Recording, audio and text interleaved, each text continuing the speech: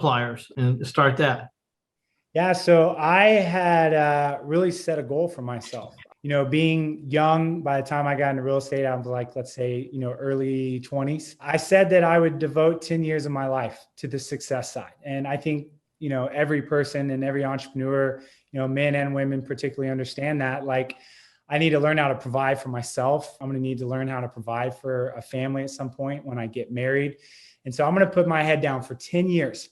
And I'm going to do my very best to become the best business person that I can be. But in 10 years, so I don't forget why I'm doing all this. In the meantime, we did things like homeless ministry and, we go into juvenile detention centers, worked with integrity mentors, different things like that. But I wasn't giving a lot of my time to that. I was staying plugged in, but it wasn't the majority of where my thought process was going. So at 10 years, I had marked it down and I put my head up.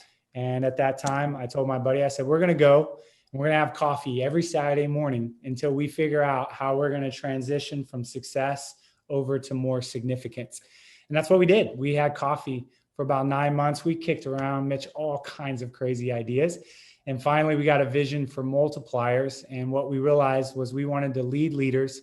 We wanted to influence influencers. And more importantly, we wanted these great men to finish the race well, because there's a lot at stake for a high-level entrepreneur. If they disqualify themselves, they leave a wake of bodies, whether that be family, to friends, to employees, to everybody that follows them on social media and listens to their podcasts. And so from that, we birthed this concept of making sure that our men finished the legacy that they were called to fulfill.